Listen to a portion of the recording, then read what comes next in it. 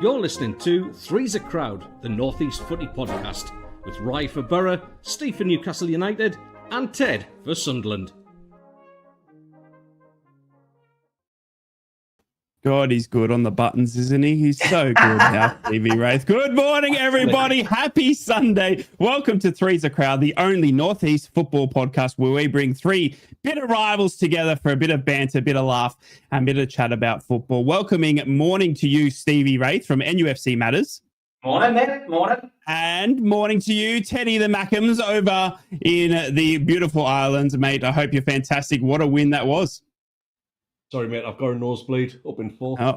Oh, here we go. He's in Champions League. He's in Champions League positions. What a game that was. I watched that last night. But hey, we're all good here. I've woke up in a very good mood. And I bet you have. After the Limassol Wine Festival tonight as well. So it's all good, mate. All good. Lovely. Jeez. All right. We got Peter Griffin from Family Guy in the chat as well. Thank you for joining us, Peter Griffin. It's so good to see each and every one of you guys. Reminder to please consider liking and subscribing. It is completely free to do. It really does help the channel grow and helps the podcast be promoted as well. You can follow us at Invictus, at Ted the Mackem, or at NUFC Matters on most social platforms. Let's get into the football and kick things off with Middlesbrough, who started our weekend with a brilliant late comeback against Southampton down at St. Mary's. What a comeback this was. We played absolutely atrocious, lads. It was an absolute bore. All the boys were off form. It looked like a sluggish start, and it looked like Rob Edwards was going to be facing his very first defeat in the mighty red. But luckily, we had Kelly Sen and a few substitutes come in the second half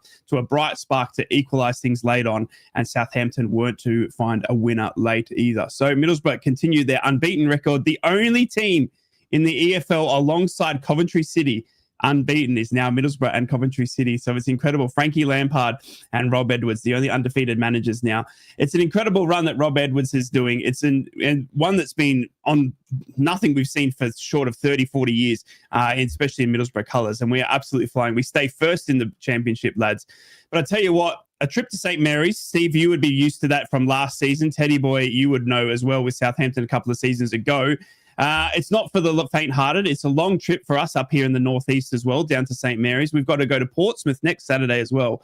So we go to the other side of the country. Rob's saying that it feels like we're in another country by all the travel that he had to do. It must be hard on that jet, I must say. But it's a long trip for the fans, and a brilliant, brilliant effort. And one thing that I think we keep talking about, and I'll come to you, Steve, is that when teams aren't playing well like Middlesbrough didn't yesterday. We played very, very bad, but still managed to find a point away from home.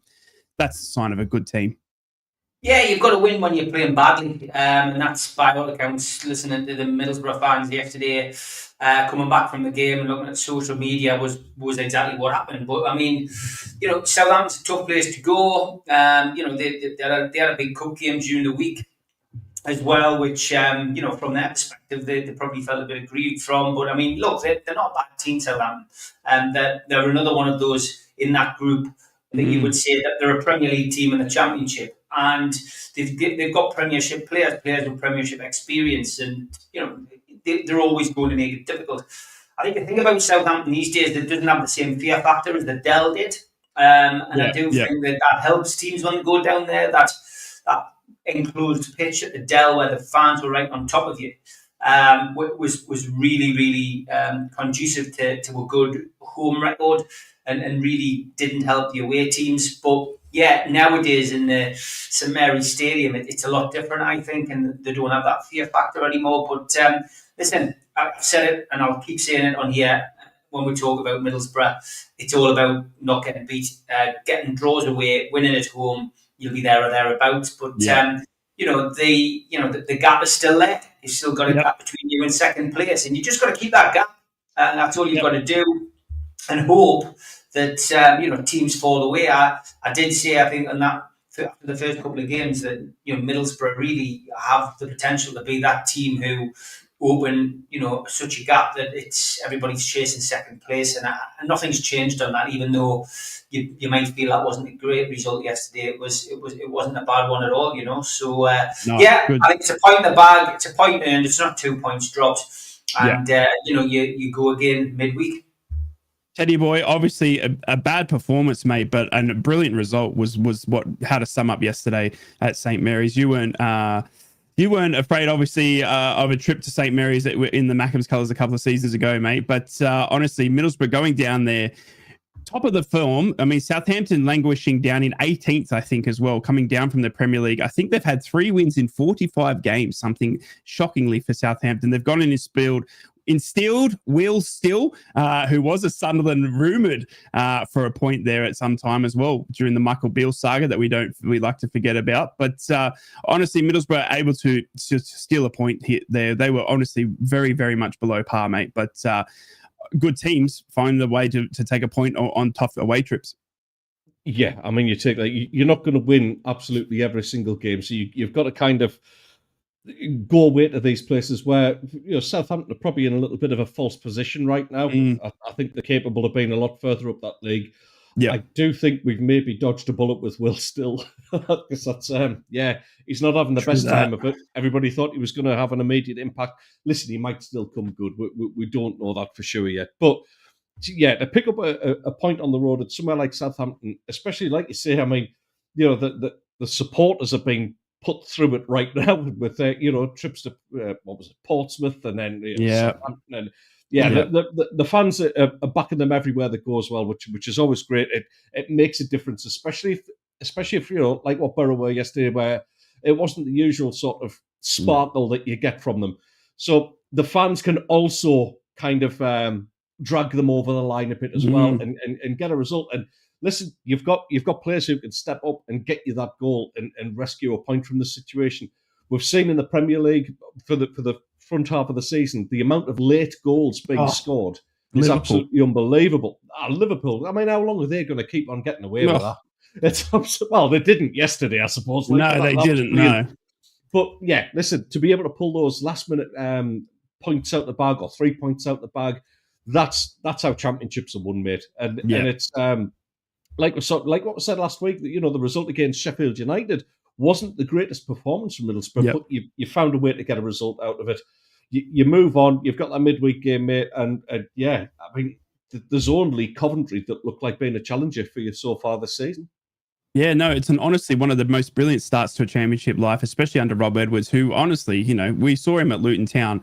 And we were all a bit worried, you know what I mean? We all had a bit of a lump in the back of our throat when Rob Edwards was appointed. Obviously, his resume was Luton Town getting relegated from the Premier League, and then a back-to-back relegation. Obviously, they're getting relegated again from the Championship. He was sacked before they were relegated around December in Luton colours. But honestly, what he's done to galvanise Middlesbrough, not only on the pitch, but off the pitch as well. The fans travelling in full force. We're selling out games now again, away ends and home games. We've got a home game midweek now against Stoke. That's a sellout at the Riverside. So it is life and exciting times at Middlesbrough. And I tell you what, the fans are coming back in full force, and we love to see it. We love to see it. It's going to be very, very exciting if Middlesbrough continue on this way. We're going to talk about Middlesbrough and Stoke still to come later in the pod, but it's time to move on to everyone's shocker of the season. It's time for Sunderland of the week. Can you believe it? Sunderland have gotten a point, 3 points against Nottingham Forest yesterday against Big Ange. The Aussie is not having the greatest start to life at Nottingham Forest. This manager go-around is all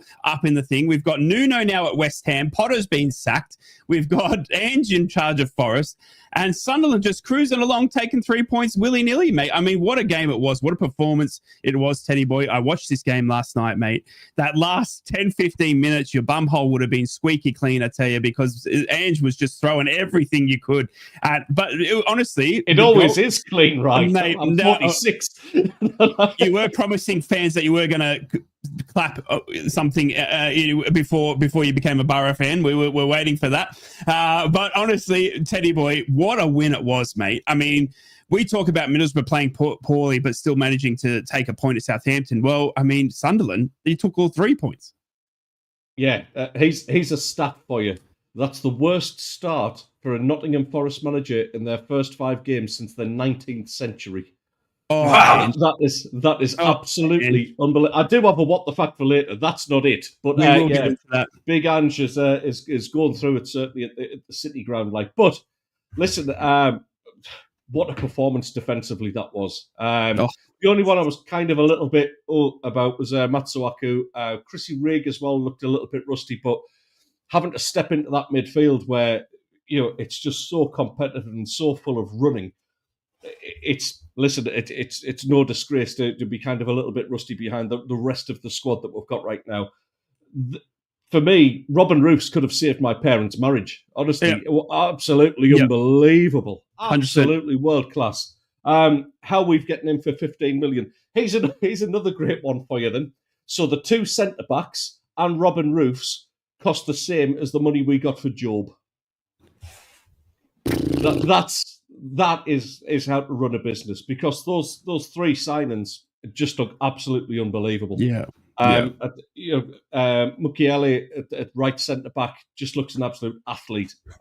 He's getting onto everything, defending well, and then Alderete, who obviously scored a lovely header. A well worked free kick routine. Whether it really was a free kick or not, that's probably up for debate. And I know a lot of Nottingham Forest fans will kind of be saying it absolutely wasn't.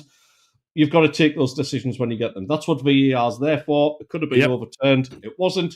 We crack on. Well taken goal. But Alderete, for me, he was one of 3 or 4 that could have easily had man of the match out of that, because the performance, while it wasn't pretty, like you say, we're up against it, a lot of it.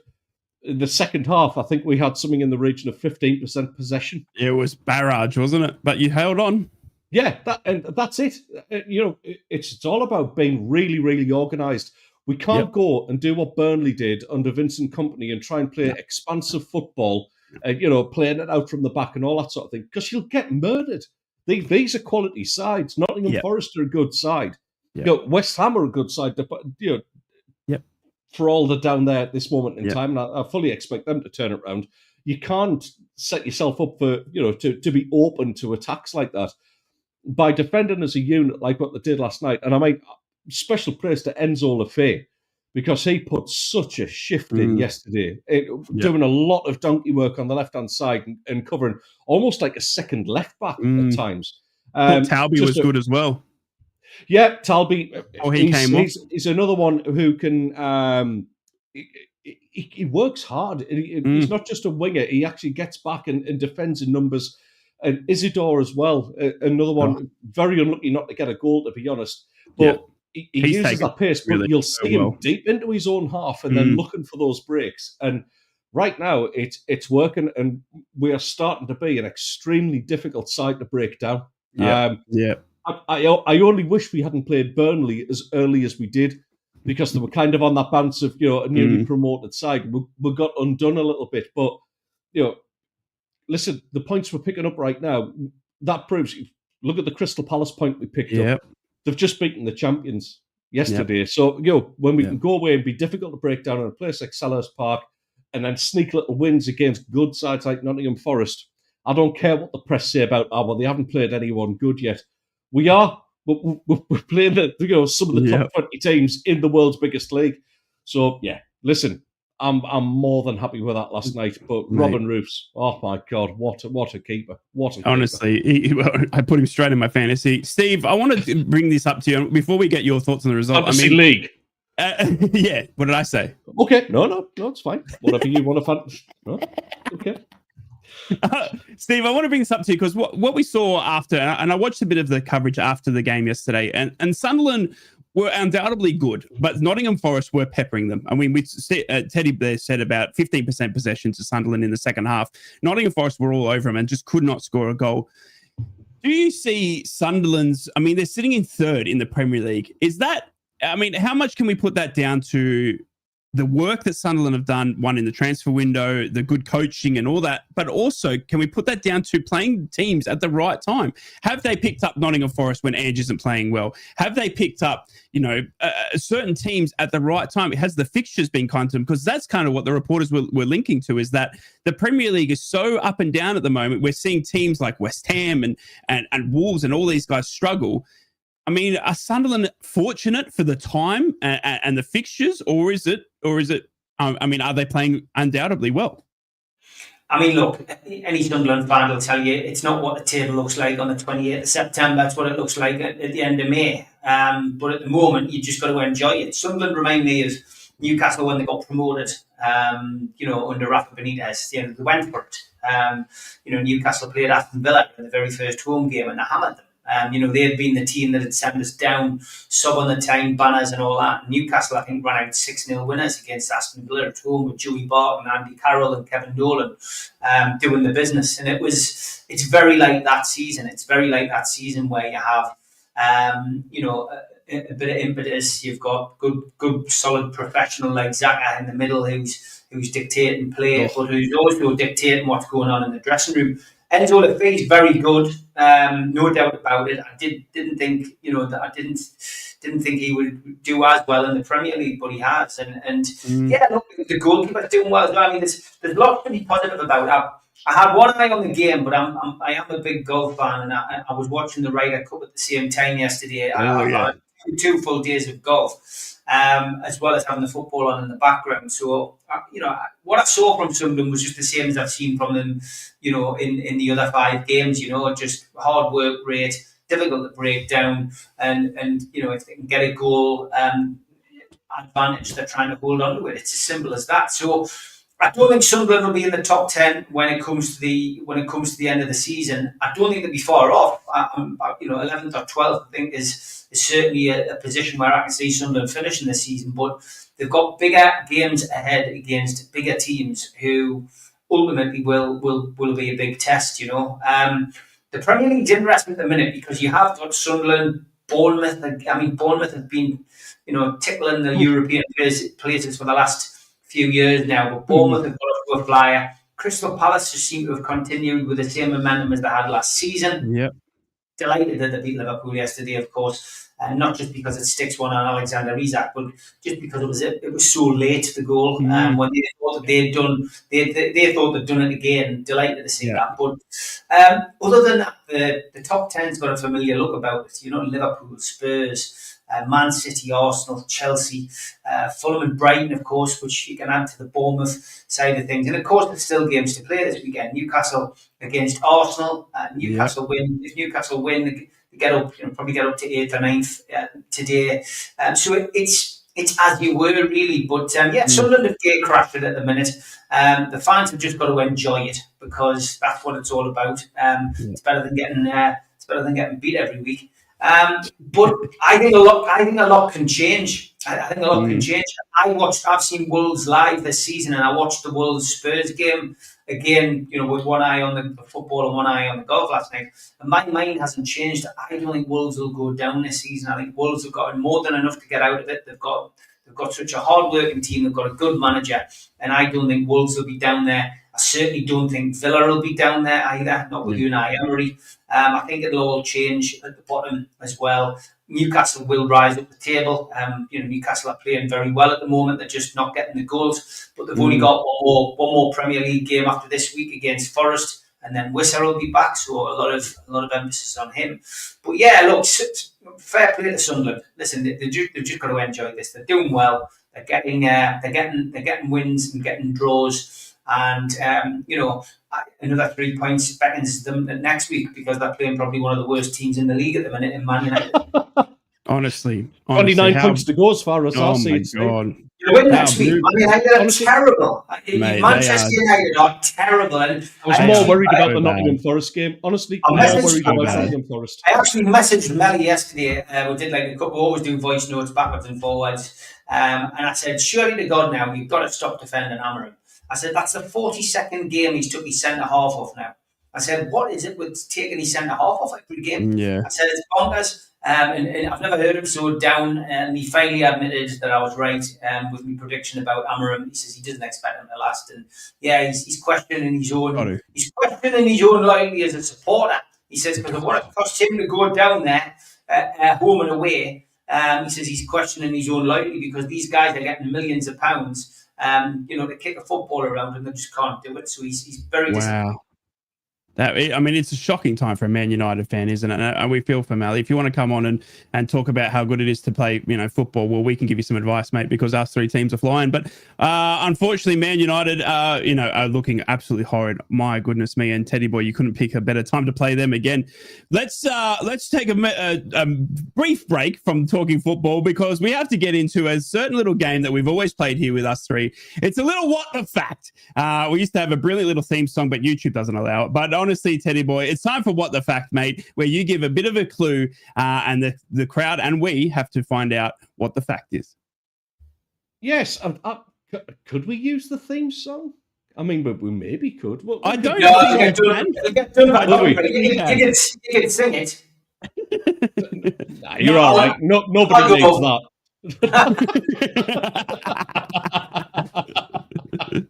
Yeah, so for anyone joining us who's new to the game, What the Fact is a game that I devised where I have a wonderful fact about football, and I'm going to give you 2 clues for you to guess what the fact. This one is all about Premier League this week. Oh, sound effects! We're so professional. On a Fisher-Price drum kit. So, your first of 2 clues to guess what the fact this week. You'd think this wouldn't happen. I'll tell you what, I'll start that again. You'd think this would happen once in a blue moon, but not into double figures. So you'd think this would happen once in a blue moon, but not into double figures. That's your first clue. Blue Moon, Man City. Wait, wasn't there a Man City clue that I brilliantly remembered that one time? No, you about Googled it. It was about that striker. Do you mean Dennis Law? Yeah. I meant Dennis Law. It was coming to me. The cogs were turning. You see how quickly I came up with that? My goodness me. Ladies and gentlemen, if you have got any idea what the fact is, type it in the chat. If you are watching this back, don't skip ahead, because the result or the answer will be at the end. But if Steve or I can get it, it's going to be a tough one, this one. But just that clue one more time. You'd think this would happen once in a blue moon, but not into double figures. Ooh. Steve? Nah, I've got no idea what that one. Nothing? No. Okay. Wow. I think clue number 2 will help you out, but right, do you want the 2 clues now, or do you want the... How do you want to do it? Sorry, we'll edit this bit out when it goes out. The Newcastle fans have been waiting patiently. It's time to talk to the NUFC. We've spoken about Boro. We've spoken about Sunderland. Newcastle haven't played yet. They do take on Arsenal today. It's going to be a tough game, but a good game to watch, I think, for any neutral fan. I definitely will be tuning in. Newcastle at home to Arsenal this afternoon, Stevie. It's going to be a big game, mate. Mikel Arteta obviously has a few injuries to worry about, but Newcastle can't, they can't complain about Newcastle. They've also got some injuries, but it's time to start climbing that table in the Premier League, mate. And I think Arsenal, honestly, much like we've seen with the Man Uniteds and stuff like that, are honestly there for the taking for NUFC this afternoon. Yeah, it's a big game. This, Arsenal will be sniffing blood, especially with Liverpool getting beat yesterday. That's going to be their mindset. They can get 2 points behind Liverpool and into second place, but they're missing a couple of key players. I'm not sure on Odegaard. There was talk of Odegaard missing this game. I wouldn't be surprised if he plays. But yeah, Kai Havertz injured, Kelsey Breeze, Jesus injured as well. So they're missing the 2 strikers. Gyökeres, I've watched him. He's very good. Mm-hmm. Has Gyökeres got enough to get past Newcastle's back 4 though?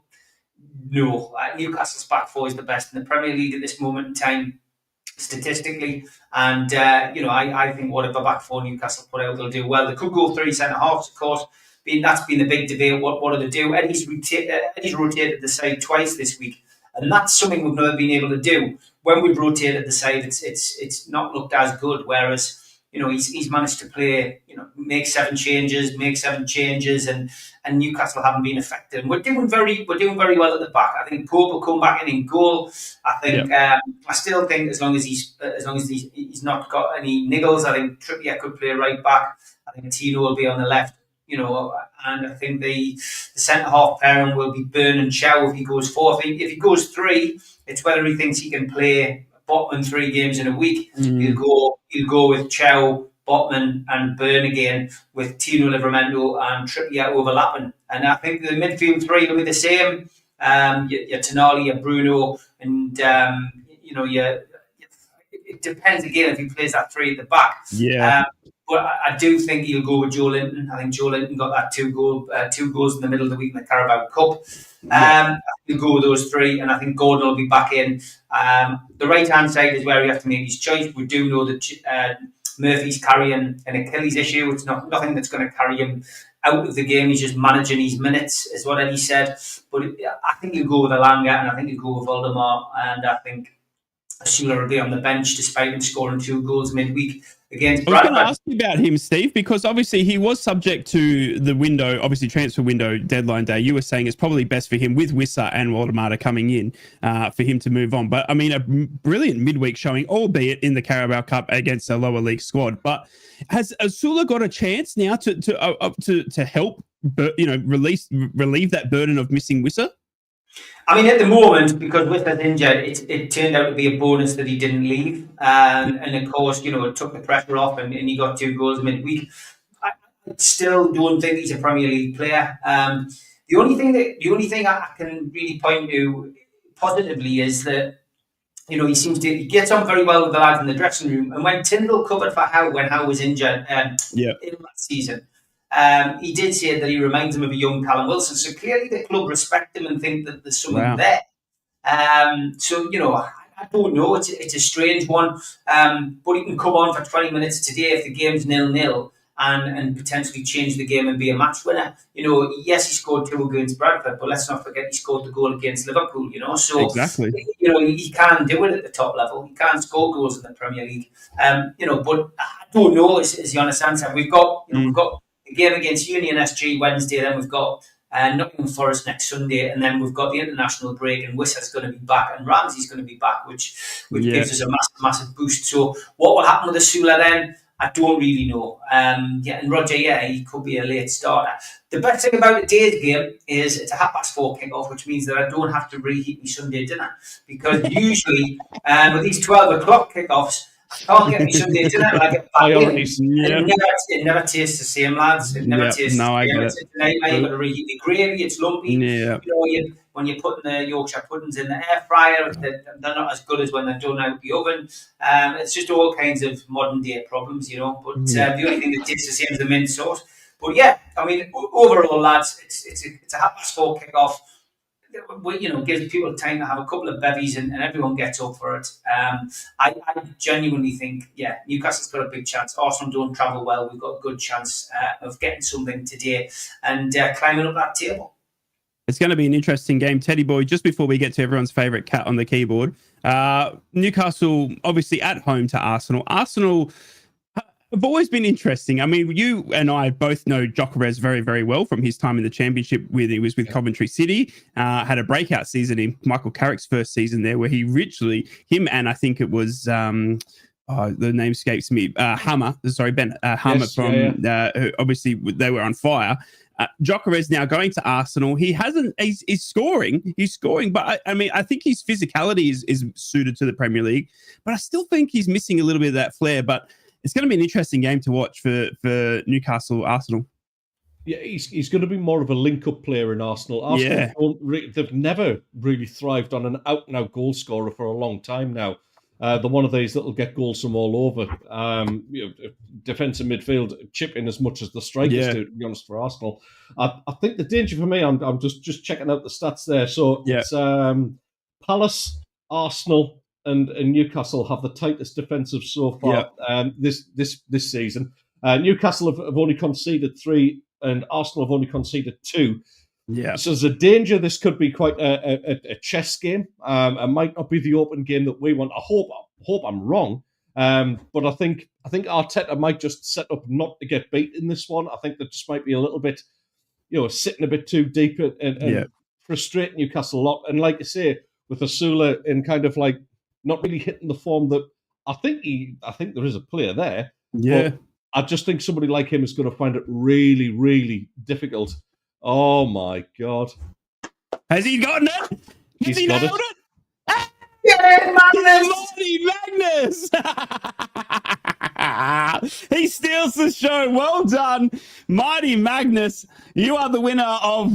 We'll get you something when we got merch or something like that. You have come out of the woodwork, mate.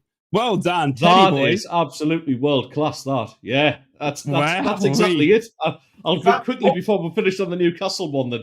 So yeah, the Mighty Magnus is absolutely right. The second clue is going to be claret was spilled twice yesterday, but Maxim has a way to go to catch up. It's true. Richard Dunn is the all-time top scorer of Premier League goals with 10. Do you want to hazard a guess at who might be in second place? It's a four-way tie for second place, lads. Do you want to name some names that might be in there? Own goals. Titus Bramble? No. How about Jamie Carragher with 7? 7 own goals. Jamie! His defensive partner, Skirtle, also 7. What? Bill Jagielka, also 7 own goals. And Lewis Dunk, who is still playing, who can go second outright. He's also on 7 goals as well. Lewis Dunk. Superb, that, mate. Well done. As a present for Magnus, I'll think Blue Moon. Blue Moon. Oh, God. So you standing alone. There you go. Wow, that's better than a Sunday lunch. That, jeez. Wow, I got goosebumps here. You just can't see it because of the camera. Ladies and gentlemen, boys and girls, it is halfway through the show, so it's time to sit back, relax, have a bit of a laugh, because it's time for Troll of the Week.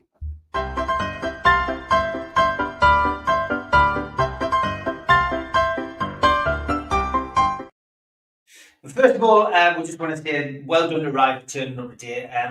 After the sad news of the death of his neighbour, Sheila's brown bread.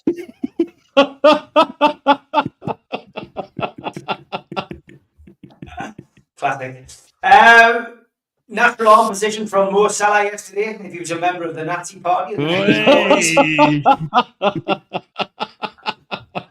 And Liverpool did get beat yesterday, didn't they? Yeah. They did.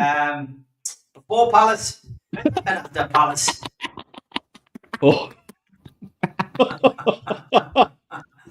I love this one yesterday. Man United got beat as well, which was another good day. Paul O'Keefe said, hard to find a keeper worse than Onana, but United are giving it a good go.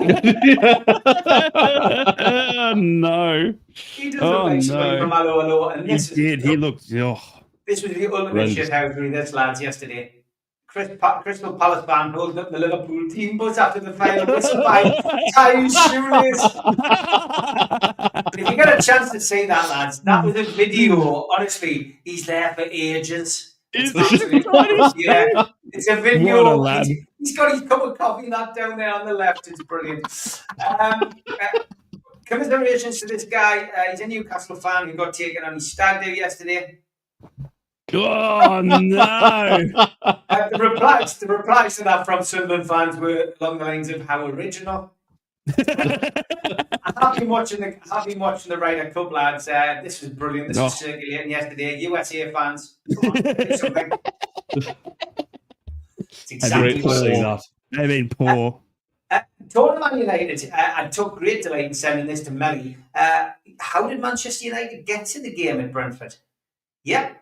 Standard class on the train with the supporters. Oh my God. That's Amarin. And that is another video. Oh my God. Stockport Railway Station on Transpennine Express. Standard class. Man United.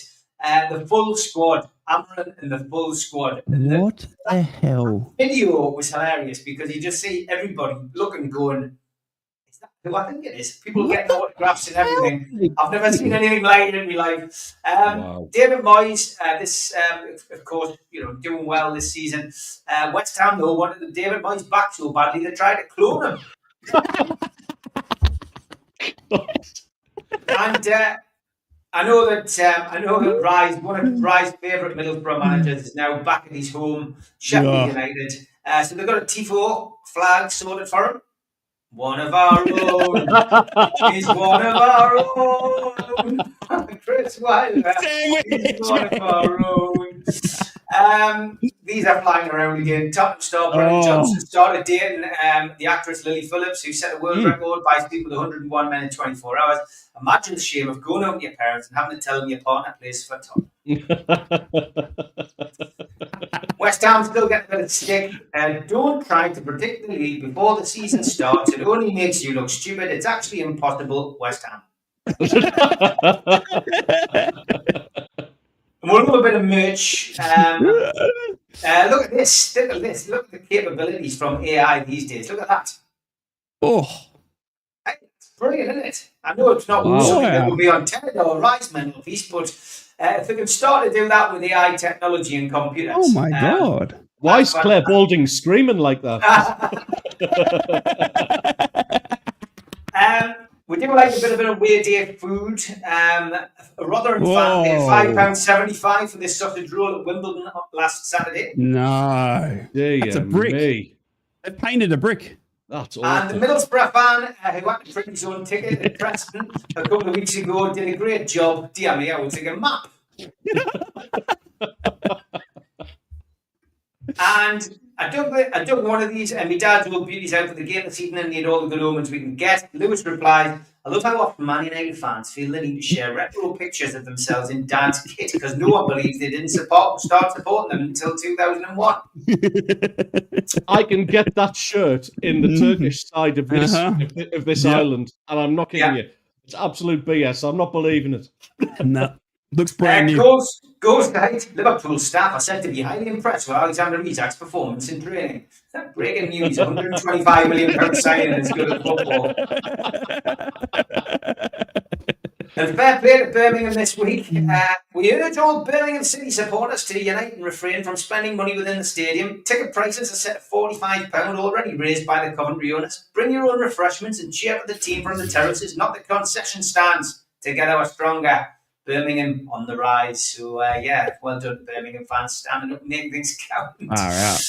And Small Heath Alliance, Chase Danfield confirmed the Blues. Once they did, they became the first ever to have the first, as in the era of that when of championship football began. Congratulations, Jay.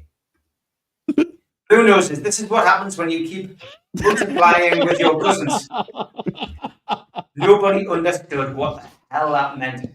Unbelievable. And that's all for Troll of the Week this week.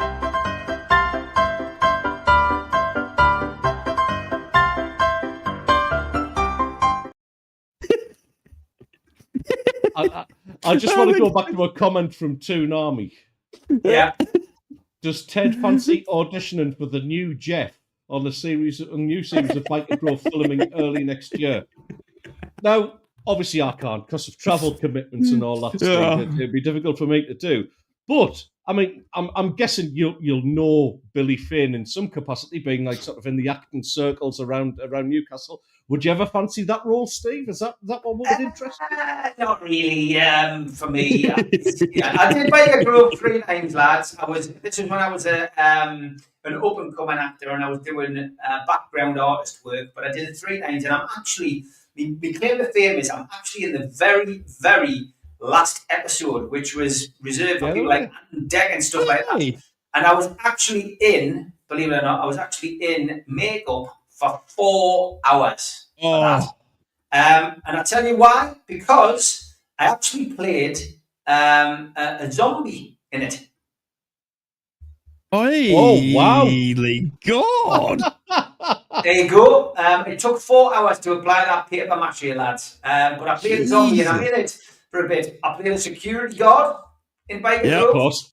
Oh, that was a stretch. That was a stretch.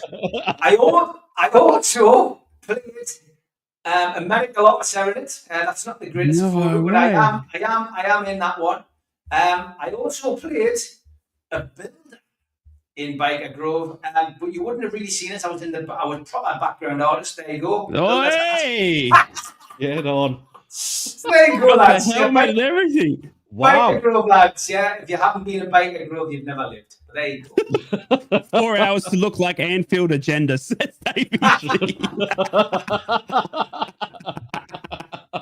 Welcome on back to Three's the Crowd podcast, the only podcast where we bring the three North East teams together for a bit of banter, a bit of laugh. We're talking Middlesbrough, Sunderland and Newcastle every Saturday or Sunday here, depending on time commitments. Make sure you like and subscribe. We appreciate each and every one of you.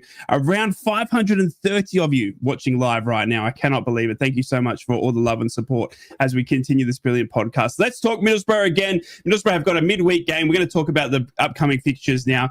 Middlesbrough will be taking on Stoke midweek at the Riverside Stadium. It's going to be a tough old test for Middlesbrough because Stoke are sitting in fourth position, but it is a little bit of a love affair going on here, lads, and I'll get onto that very soon. But Middlesbrough will be looking to bounce back from what was an arguably bad performance at Southampton, managing to take the points, but trying to make Riverside an absolute fortress.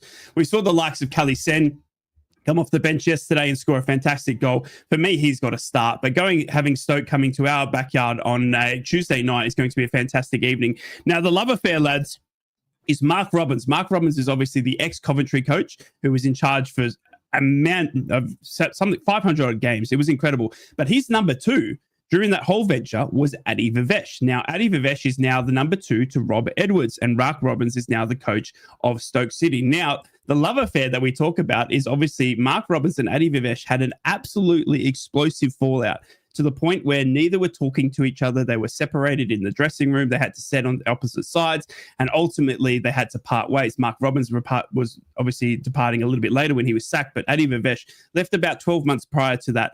Now, Adi Vivesh is going to be on the sidelines behind Rob Edwards, but I tell you what, lads, it's going to be a juicy affair, but I wanted to ask you if you guys know of any other coaches' feuds that can come to mind in Sunderland or Newcastle's terms, because this one's going to be juicy for us just for seeing Mark Robbins coming against Adi Vivesh. They haven't spoken, they haven't seen each other ever since, and it's going to be a juicy affair when Middlesbrough entertains Stoke City. Teddy, I'll come to you, mate.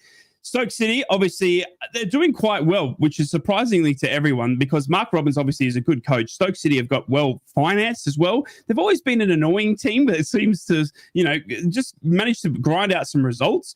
But I tell you what, there's a bit of spice on this one due to the Adi Vivesh and Mark Robbins spout. Yeah, listen, Stoke's one of them that have been a little bit of a bogey side for us over the years. And obviously, we lost a manager to them at one stage because Voldemort went there, he who shall not be named. But yeah, listen, Mark Robbins is one of those where when he was at Coventry, I couldn't stand him, and I think that was more out of respect of what he did with them. He got them out of League One, almost into the Premier League at one point. They were done out of it by Luton Town, which obviously was Rob Edwards' side at the time in the playoff final. In probably the worst playoff final of all time, if we're being brutally honest. But then again, the best one will ever be topped, and that was last year. So yeah, listen, it's always a good game against Stoke because it's usually one team trying to play football and Stoke trying to stop them and not much else. But you can't really argue with them. They're sitting third in the Championship right now, and Robbins is starting to have his kind of effect on the team.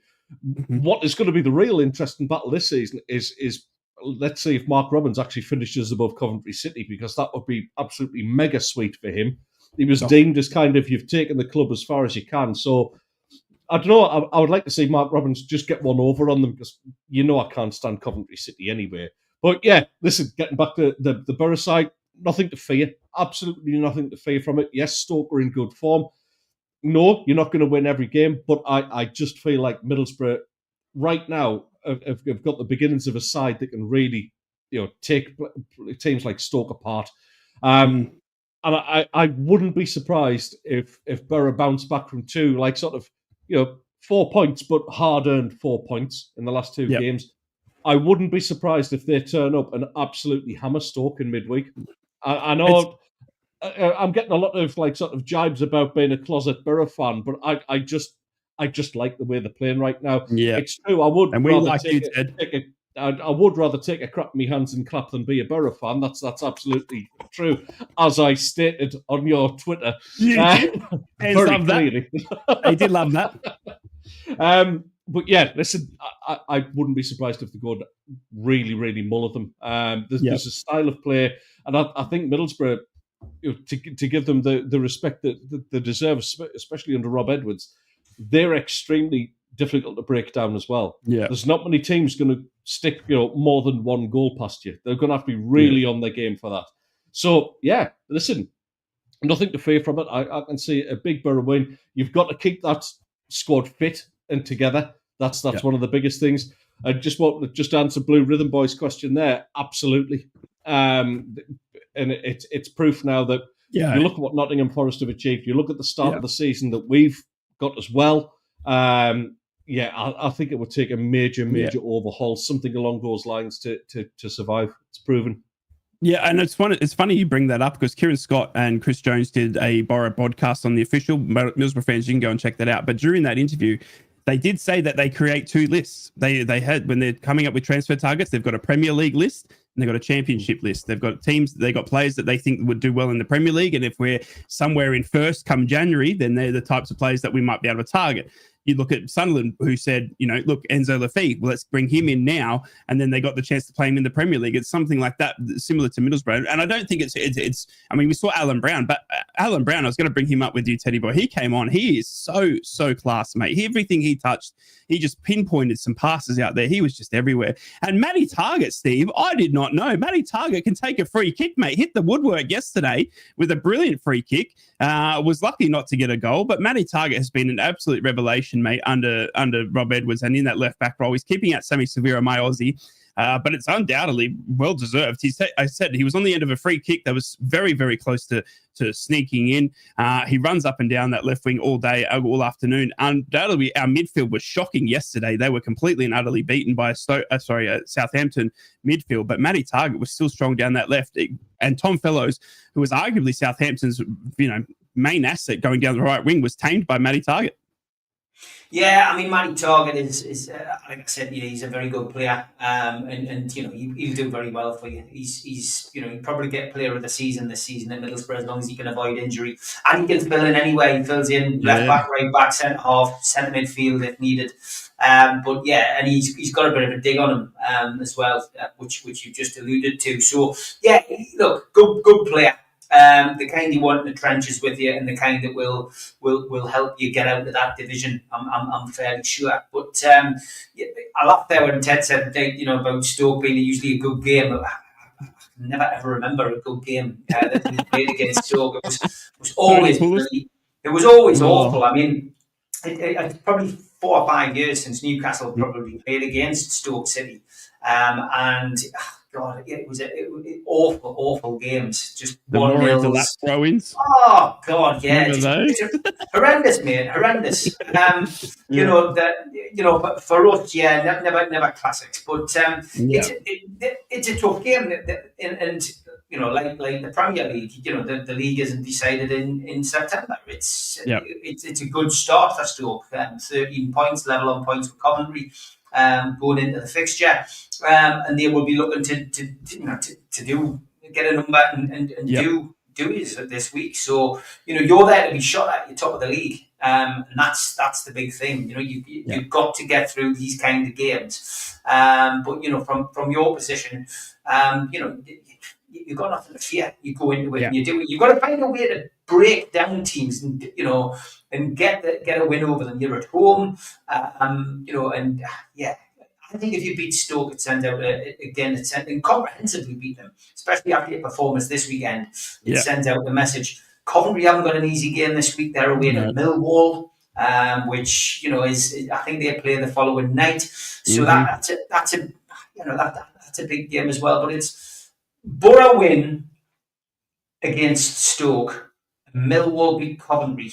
Suddenly, you're sitting on 20 points. Yes, and that gap that I was talking about suddenly is a 7-point gap between you and the two teams closest to you. Incredible, isn't it? That's a huge thing today. That is a huge thing this week for you. So I you need to win this game. You're at home, but I think that's all that Rob Edwards has to do. It's all about that gap. If you can get it to double figures, which he could do by the time we get to the next international break. Incredible. At the end of October. You'll be cruising. It's incredible, actually, and what a start it is. And I think obviously Middlesbrough, it's going to be a tasty affair, but Middlesbrough definitely have to start a lot brighter than they did yesterday at Southampton. I think the Riverside becoming a bit of a fortress is quite telling under Rob Edwards. It's going to be a sold out affair Tuesday night game. Middlesbrough fans, make sure you get down to the Riverside, and honestly, it's a great chance to see a fantastic Middlesbrough team who are absolutely firing. And as I said, Alan Brown from Sunderland on loan and Matty Targett have been fantastic in both Middlesbrough colours this season. I love what Alan Brown does. And he's completely different to Hayden Hackney and Aidan Morris in that midfield as well. He just oozes class, and everything he touched yesterday, he just runs his socks off as well. I'm really, really impressed with Alan Brown and Middlesbrough colours. Before we talk about Newcastle and Union SG, it's going to be a massive one, lads, coming up. But I want to talk about the international breaks. Obviously, we've got a World Cup coming up next year. We're seeing so many international breaks this season, more than ever. Do you feel this season, I mean, we've spoken about this, we've been friends now for a couple of years, lads. We've seen seasons where it's absolutely jam-packed. Obviously, Teddy in the Championship, you know that, from Saturday nights to Tuesday nights. Well, now we're in the Premier League, and we're seeing multiple international breaks. We've got one now, then we've got one in December. I mean, they are coming thick and fast. We're going around 4-week match day weeks, and then an international break. Is it too many, Teddy boy, or do you like this kind of style of the slower pace? Because I feel like this season, especially even in the Championship, which is it still feels slow. I mean, I've been desperate to watch Rob Edwards play and Middlesbrough play this season, and I'm having, it's been a really slow start to season because of the international breaks. I hate it. I absolutely hate it. You're poking the nerve with me, aren't you? That's what you do. That's what I like to do. No, I honestly, it should be done away with. I'm so done with international football. I would actually rather watch the Ryder Cup than I would England's football team, because I just find international football now just so overrated and boring. And to be honest, it's taken the excitement away from real football. I'm going to sneeze, which is why I keep on rubbing my nose. I'm not trying to give you respect on anything. Yeah, listen, we could do without it. And I mean, from next season, it's looking even worse with what they're planning to do with this ridiculous proposed 3-week break from league football. It's just insane. And FIFA need to be held to account over this. Surely the leagues can get together and go, you're absolutely taking the mick here. It's gone beyond the pale. Different Alan Brown Davey, but I've loved the way you think. Good player, actually. Seriously good player. His son wasn't bad either. Listen, the international breaks are just the hampering progress. When you're on a run, Newcastle want to start and find some form and find some impetus and start and get up the league. We don't want to stop playing right now because we're picking up results. Confidence is there. Middlesbrough exactly the same. They're up there at the top. They're not dropping points. And then all of a sudden, you lose, maybe 50% of your squad, and you don't know what condition they're going to come back in. I mean, Steve, you know that all too well, mate. Obviously, losing Wissa on international break. I mean, how are you finding the international breaks this season? In a season that arguably, you've already got so much football at Newcastle with the Champions League. You've obviously progressed in the Carabao Cup. You've also got the Premier League to talk about, and you're getting players going on international duty. Arguably, when you're performing like Newcastle do, most of your, if not 100% of your squad, you got Dan Burn for England, and all of these players are now, reporting for international duty. Is it too much? Yeah, I mean, I've never liked the international break. I think since we started doing this show together, I think we've all completely dissed the whole international break, and this talk of a 3-week break is absolutely ludicrous. It's not the way that it should be done. But we can't help it. We are the powers that be. The powers that be do what they want. It's all about TV revenue and stuff like that. So yeah, it's crazy. It really is, and it'll continue. It'll continue to get worse. Fans aren't thought of when these kind of things happen, and it's crazy. We'll be changing it next. We'll be changing football around and changing the months that we play it. That'll be the next thing on the agenda, and it's not good for me. The good news is, as you'll have seen in the chat here, Newcastle have are getting compensation for Wissa, which is important. We shouldn't be paying wages and doing that. Anything we can get for him being injured on international duty is very important. And that's it. But it's a nightmare. It's an absolute nightmare. No, I completely agree. And it feels like it's such a slow season, obviously pending that World Cup, which is in America, by the way, and isn't America looking like a good country to play football in right now? But I tell you what, it's going to be an interesting one as we continue. Fake news. Fake news. Wow. Before we get the prediction, I just want to talk about obviously Union SG and that fixture before we come to our next podcast next week. But let's get a prediction from you lads for today. Newcastle at home to Arsenal. It's going to be a tough old game. I'm going to actually sit on the fence here. I'm going to say it's a 0-0 draw because they're just two absolutely defensive masterclasses I think you're going to see today, and they're just not going to be able to break each other down. I don't think Arsenal will be able to score, and I honestly think Newcastle have probably got a better chance of scoring against Arsenal, being that it's at St James's Park, and I just like their attack more, but I just don't think they will be able to either. And I'm going to go for a 0-0 draw, Teddy boy. I can't believe this. We're going to agree on something. The two tightest defences in the Premier League. I actually can't see past a 0-0 draw. I think the result suits both as well. I think it's an important point for both of them. Just a 0-0 draw. That's all I can say. Yep. No, see, Teddy, you and me, I tell you. Steve, obviously, massive game. Can you see Newcastle being able to break down Arsenal's defence?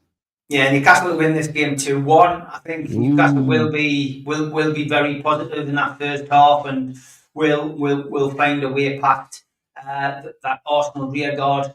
Couple of big things. It's whether Odegaard plays. He's a great midfielder, and if he plays, it changes the mindset of the game.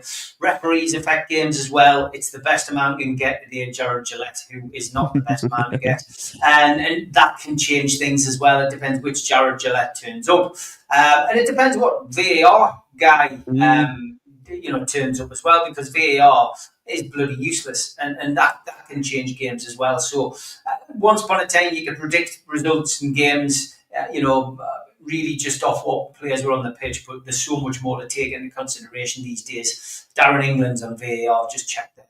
Listen, I think Newcastle will have more than enough to beat Arsenal. Arsenal do not travel well at St James's Park, and Newcastle over the last 3 seasons have beat them 2-0, 1-0, 1-0. I think Newcastle will win this game 2-1. Yeah, that's going to be an interesting game. Steve, just quickly as well, does Eddie Howe have any selection dilemmas today, obviously with Champions League midweek? Is there any players you think he might be resting, or is it a case of you need the 3 points today and you need a good result in the Champions League midweek? I mean, Eddie will look ahead, but he always said he looks at one game at a time. He will be looking at the Champions League with regards to players and fitness, and the players are going to have to get used to it. Union SG, Belgium, it's not miles, it's not not a bad journey, it's not miles away. But that's Wednesday night. He will be looking at it, I'm sure. But we've got horses for courses. The big thing will be at the back. Does he play a back three or does he play a back four? I think the problem is there seems to be a lot of noise in the media saying that Botman's not happy with not being playing regularly even now that he's back and he's fit.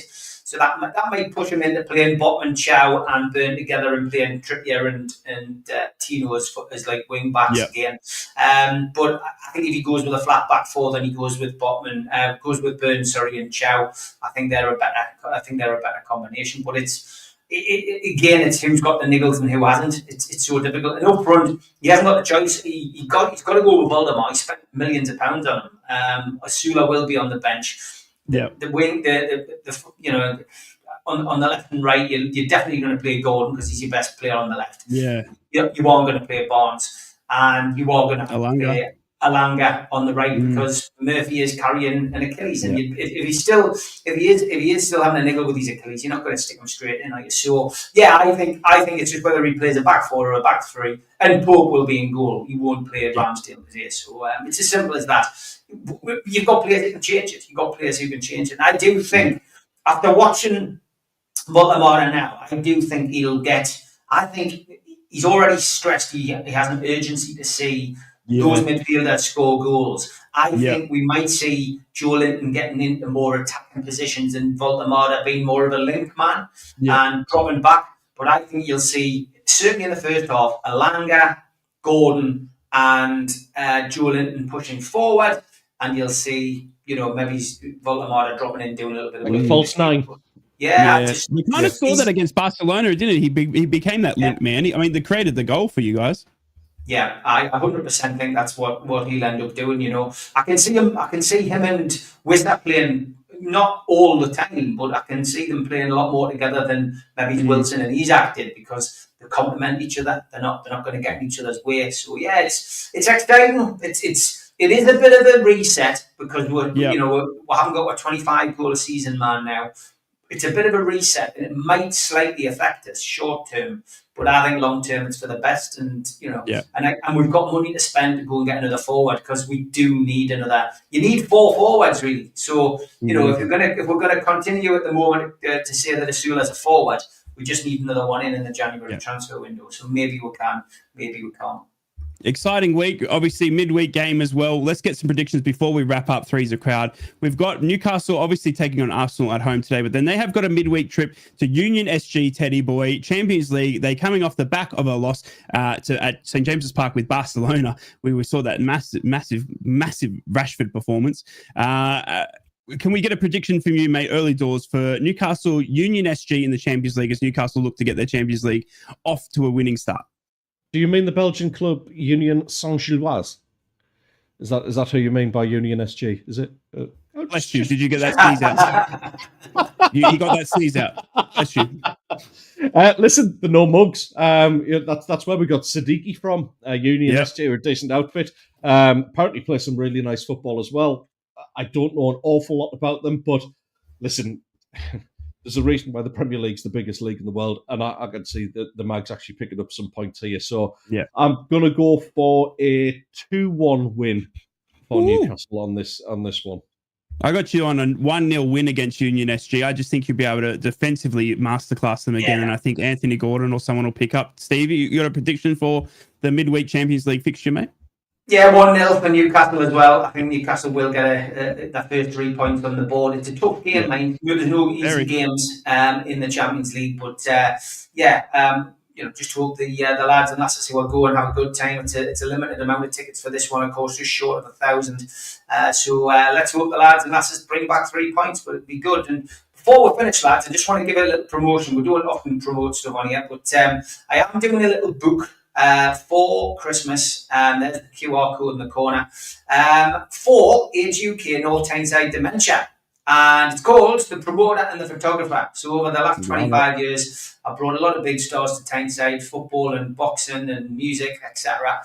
And my mate Singe, who is also a Newcastle fan, has often been along at the events and photographed the stars. So we've done a little book. I've done 1 page of my story. He's done a page of story. And we've got an unseen photograph of the legend in there as well. It's going to be like a fanzine style size, A5 ticket.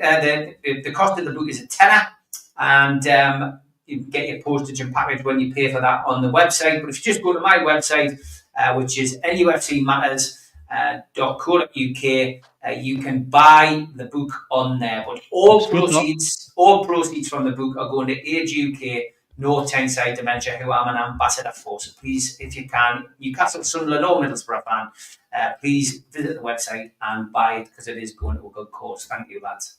Massive, great cause. And obviously Ricky Hatton passing as well is going to make that book even more special. So make sure you use the link and you check that one out, because it's going to be an amazing one. And we obviously speak a lot about dementia, especially when it comes to football. Lads, that is all the time we have got time for on this Sunday morning. Good luck to Newcastle taking on Arsenal this afternoon, and a midweek game for Middlesbrough at Stoke, and Newcastle taking on Union SG midweek as well. And then Mackems against Man United. That's shaping up to be a tasty affair. We're going to bring you all that and next on the next week's edition of Three's a Card, the only North East football podcast where we bring Newcastle, Sunderland and Middlesbrough together to banter and have some laughs. Thank you for joining us. Thank you for being here. Make sure you like and subscribe. Check out Teddy Boy at Tether Mackems. Teddy, enjoy your Sunday afternoon and your wine.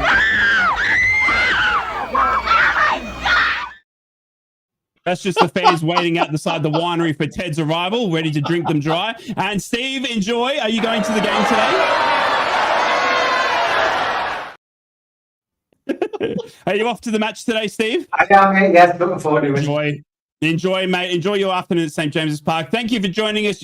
We appreciate all the love and support. Thank you for the over 500 of you watching us live. And if you are watching back, consider liking and subscribing. We have been Three's the Crowd. We'll see you next week. It's bye for now. Three's a Crowd podcast will return. That's not a threat, it's a promise.